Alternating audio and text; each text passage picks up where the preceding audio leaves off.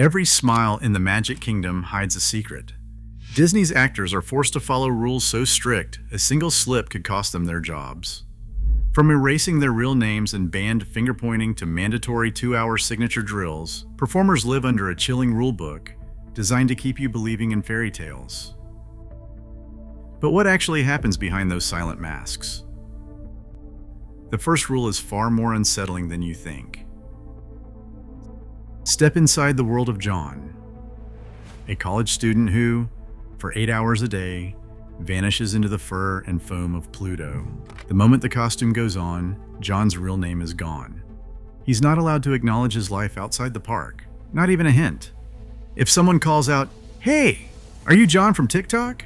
Pluto only tilts his head and waves, never breaking the illusion. Disney's official performer policy, formalized in 2015, spells it out. Cast members must use only their character's name and persona while on stage. Any slip, even a stray mention of a favorite band or a college major, is grounds for a sharp warning or a trip to HR. The rules stretch far beyond the stage. Social media is a minefield. One post revealing your role, even a blurry selfie in a locker room, can mean a sudden end to your Disney career. In 2024, a handful of performers found themselves out of work after their viral TikToks caught the wrong manager's eye. The logic is simple. The magic dies if anyone sees the person behind the mask. Every interaction is watched. Character attendants, the silent sentinels in khaki shorts, hover nearby ready to intervene if a performer slips. Their job is to protect the illusion, but also to keep an eye out for trouble, especially when the Florida heat pushes the thermometer past 100 degrees. Inside the suit, John's sweat soaks through layers of padding, but the smile never fades. If a guest asks how he's holding up, Pluto simply mimes a happy dance. No matter how dizzy or exhausted, the performer's real self is locked away until the shift ends. This is the first rule of Disney silence. Erase yourself, become the character, and let nothing slip, not even your own name. Maria's first lesson at Disney University didn't involve singing or dancing. It was all about fingers. In a beige training room, she watched a slideshow that made one thing clear. No Disney actor is ever allowed to point with just one finger.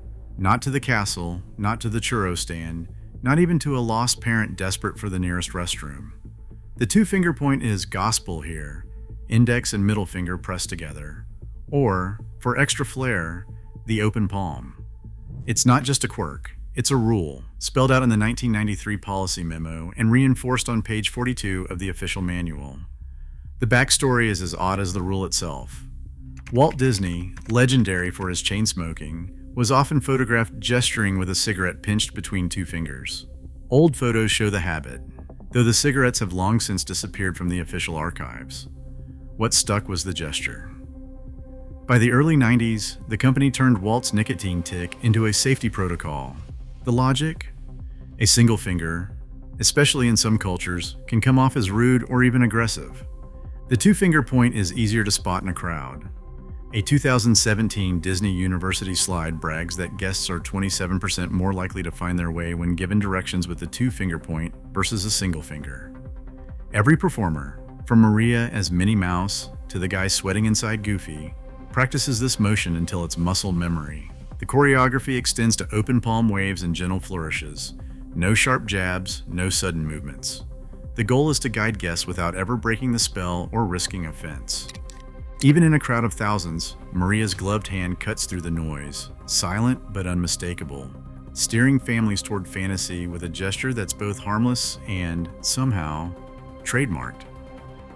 In the world of Disney, even the way you point is controlled, rehearsed, and monitored. One more invisible rule in a maze of corporate choreography. Every inch of a Disney performer is measured, monitored, and, if necessary, corrected. The Disney look isn't just a suggestion, it's a checklist, enforced with the precision of a backstage drill sergeant and the subtlety of a TSA agent. Each beard is scrutinized with a ruler to ensure it never exceeds a quarter of an inch. If a performer's stubble dares to grow past that sacred line, they're sent home until it's shaved clean. Tattoos are treated like state secrets. Any hint of ink must disappear under layers of thick makeup, or in the case of larger designs, beneath long sleeves. even as the Florida humidity turns polyester into a personal sauna. The only colors allowed on nails are those pre-approved by the corporate palette, with Mickey Red topping the list. A chipped manicure or rogue glitter means a trip to the grooming coordinator. Face characters, the ones whose features must match the animated originals, undergo height checks with a margin of error less than 2 centimeters. If you're too tall for Cinderella or too short for Gaston, you're reassigned or replaced. Even eyeglasses are regulated. Only certain shapes and colors pass inspection, and frames with logos are strictly forbidden. The rules extend to what lies beneath the costume. Undergarments are checked to guarantee no seams or straps ruin the perfect silhouette. It's not unusual for a supervisor to ask a performer to spin or stretch, just to make sure nothing is visible. The grooming matrix is updated every year, but the core message never changes. Individuality is the enemy of the brand. At Disney, you're not just playing a character, you're submitting your body to a system that prizes uniformity over comfort and perfection over personality. The result is a crowd of princesses and pirates who look, walk, and even sweat exactly the way the manual demands. A mother quietly alerts a nearby attendant someone's lost their lunch near the spinning teacups. There's no panic, no shrill whistle, just a calm voice on a radio. "We have a Code Phi on Fantasyland East." Within seconds, the cleanup team is on the move, blending into the crowd like undercover agents. No guest ever hears the word vomit. Instead, they get a smile and a gentle reroute, the soundtrack of ragtime piano never missing a beat. Disney's radio lexicon is a carefully engineered language of denial. Protein spill means a biohazard, anything from a dropped ice cream to something much less appetizing. Code U covers urine, AFR is for the especially unlucky pool incidents, and Signal 25 means someone's burned popcorn in the snack cart. Each phrase is designed to keep the magic unbroken, the mess invisible. The codes aren't just about bodily fluids. "Have a magical day" might sound like a cheerful send-off, but among cast members, it's a subtle warning. A difficult guest has just left your care. The phrase became so notorious that a 2019 internal memo reminded staff to use it sparingly, lest the code itself become obvious to the public. Every performer signs an NDA promising never to reveal these terms. There's no official codebook, only whispered lessons in break rooms and a steady stream of reminders from supervisors. The goal is simple: contain chaos, preserve the illusion, and never, under any circumstances, let reality slip through the cracks. In the kingdom of silence, even disaster gets a smile and a code name. A gum wrapper lands on the parade road. Within seconds, a princess glides past, scooping it up with a motion so smooth it could be mistaken for part of her choreography. This is not improvisation, it is the Disney scoop, a move drilled into every cast member from their first week at Disney University. The technique is simple in theory: bend at the knees, keep the waist straight, and never break stride. In practice, it is a ballet of sanitation, where even Cinderella doubles as a janitor without a single guest noticing. Training diagrams from the 2022 Employee Manual show stick figures and tiaras practicing the scoop. Arms curved gracefully so the gesture looks more like a curtsy than a cleanup. Executives in business suits have been spotted joining in, plucking popcorn boxes off Main Street with the same fluid sweep as the costume cast. The choreography is enforced from the top down, no exceptions. During the 2022 performers' strike, custodial coverage thinned for just 2 days, and litter in the park spiked by a mere 0.2%. The difference, though tiny, was enough to trigger urgent memos and emergency retraining sessions. The scoop is not just about cleanliness. It is part of the spectacle, blending labor into the fantasy so perfectly that guests forget trash ever existed. Every napkin vanishes as if by magic, and the illusion of a flawless kingdom remains intact. In the world of Disney, even garbage disposal is a performance, and every cast member, whether in a ball gown or a boardroom, knows their role in the silent ballet of perfection.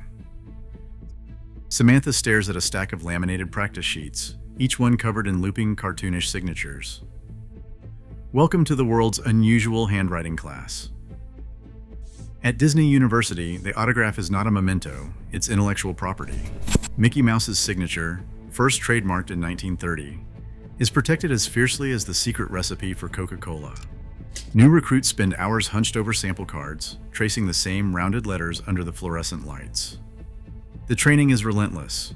3-hour drills, wrists aching, supervisors measuring every loop and angle. Deviate by more than 2 millimeters from the official template, and the penalty is swift.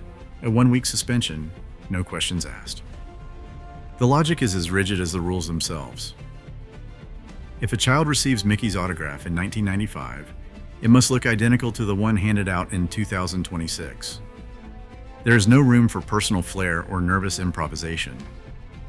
Each signature is a legal guarantee that the character is ageless and unchanging, even as the performer behind the glove rotates out for lunch. Disciplinary memos, stamped confidential, remind cast members that the autograph belongs to the corporation, not the person holding the pen. Samantha's own handwriting, the one she used on birthday cards and homework, is locked away for the length of her shift. In this world, even your signature isn't really yours. It's just another piece of the magic, owned and enforced by the company. Liam stands backstage, clutching the heavy head of Donald Duck, sweat already dripping down his neck. The Florida sun has pushed the temperature inside his suit to 126 degrees Fahrenheit, hotter than most saunas and a lot less forgiving. Disney's rule is simple. The character's head stays on, no matter what. Removing it in public is the single greatest sin a performer can commit. Even nausea or dizziness isn't an excuse. Instead, Liam relies on the secret double tap, a quick practice knock on his own forearm. It's the only way to silently call for help without shattering the illusion for the crowd. His attendant, always nearby, watches for that signal.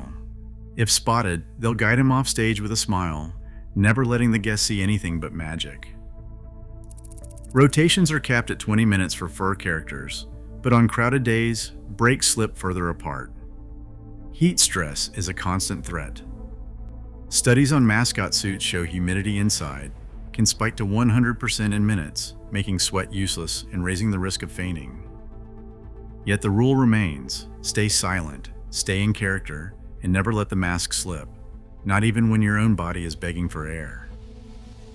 In the kingdom of fantasy, the illusion comes first.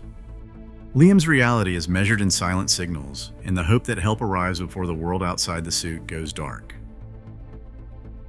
A child in a wheelchair wraps her arms around Winnie the Pooh and holds on, her face buried in golden fur. The performer inside the suit knows the clock is ticking. There's a parade lineup in 4 minutes, the Florida heat is pressing in, and a handler is quietly signaling from the sidelines. But the rule is absolute: the character never lets go first. Whether it's a Make-A-Wish child, a grieving parent, or a shy toddler, the performer must wait for the guest to release the embrace. It doesn't matter if the line stretches down Main Street or if the next group is growing restless. Disney's manual spells it out. Never break the moment, no matter how long it lasts. Stories circulate among cast members about legendary hugs that overrun by 4 or 5 minutes, sometimes more. One performer remembers holding a child whose parents whispered that this was their last trip to the park. The hug outlasted the music, the schedule, and the performer's own comfort, but not the child's need. Inside the suit, sweat pools and muscles ache, but the character remains still, arms gently encircling a small visitor who needs every second. Behind the scenes, supervisors quietly adjust rotations and handlers shuffle the line, all to preserve a single rule that puts the guest's heart above the park's relentless schedule.